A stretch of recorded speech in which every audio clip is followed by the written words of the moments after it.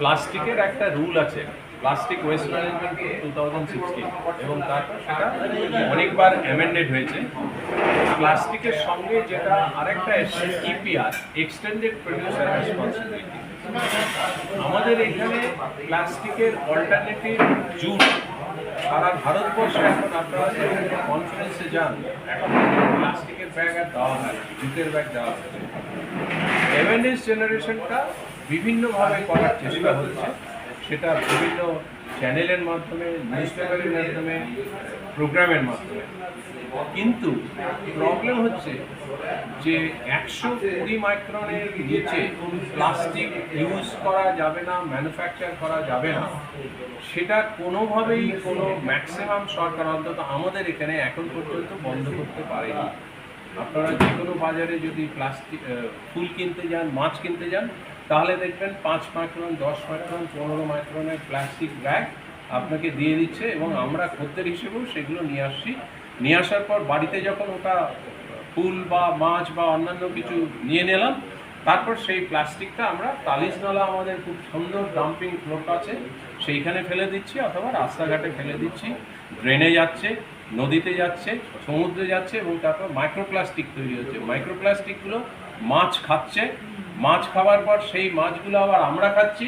Ultimately সেই microplastic আমাদের পেটে চলে আসছে এই মাছের খাবার থেকে, মাছগুলো খাচ্ছি। সুতরাং আমরা যে প্লাস্টিকগুলো ফেলে দিচ্ছি, সেই প্লাস্টিক আমাদের কাছেই আবার ফিরে আসছে, আমাদের ক্ষতি হচ্ছে। গভর্নমেন্টকে অনেকবার বলেছি যে 120 মাইক্রনের যে রুলটা আছে, that's a very good rule. সেটা ইমপ্লিমেন্ট করানোর জন্যে যে সমস্ত ফ্যাক্টরি, প্রচুর ফ্যাক্টরি আছে, সেখানে প্রচুর লোকজন কাজ করে।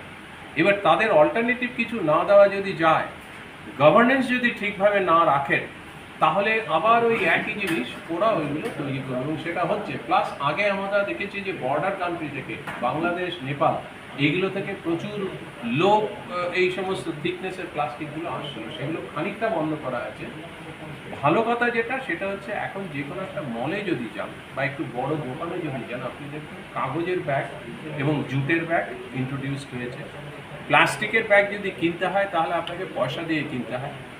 খানিকটা পার্সেন্টেজের অ্যাওয়ারনেস বেড়েছে, কিন্তু গভর্নমেন্টের সদিচ্ছা দরকার। এবং আমি রিকোয়েস্ট করব, নতুন যে গভর্নমেন্ট এসছে, তারা অনেক ডাইনামিজম দেখাচ্ছে, এবং আমরা আশা করি ডাইনামিজম।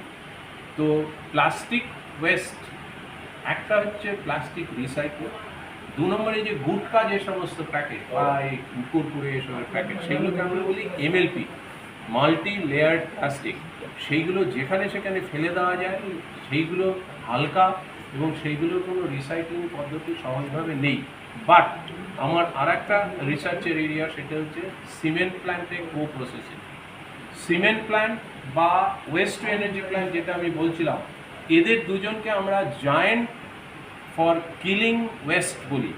যে কোনো ওয়েস্ট এরা খেয়ে ফেলতে পারে। আমাদের রাজ্যে এখন পর্যন্ত এই প্লাস্টিক সিমেন্ট প্ল্যান্টে বা ওয়েস্ট এনার্জি প্ল্যান্টে পাঠানোর কোনো উদ্যোগ এখন পর্যন্ত নেওয়া হয়নি। আমি আমাদের এই নতুন সরকারকে রিকোয়েস্ট করব যে এর কালেকশন করে, প্লাস্টিকের কালেকশন একটা নো ডাউট খুব ইম্পর্টেন্ট জিনিস, কালেকশন করে সেইগুলো বিভিন্ন প্ল্যান্টে পাঠানো হোক, যাতে রিসাইকেল করা যায়, সেখান থেকে বিজনেস করা যায়। আর সেকেন্ড হচ্ছে যে প্লাস্টিক ওয়েস্ট ম্যানেজমেন্ট রুল যেটা আছে 2016, এবং তারপর অ্যামেন্ডমেন্ট যেগুলো হয়েছে, এবং ইপিআর যেটা, এইগুলোর ইমপ্লিমেন্টেশন, গভর্নেন্সটা যদি ঠিক করে করা যায়, অনেক স্টেটে হয়েছে, খুব ভালোভাবে চলছে। আমাদের স্টেটেও দিস ইজ পসিবল, কারণ আমাদের করাপশন এখন বন্ধ হয়ে যাবে বা বন্ধ হয়ে গেছে।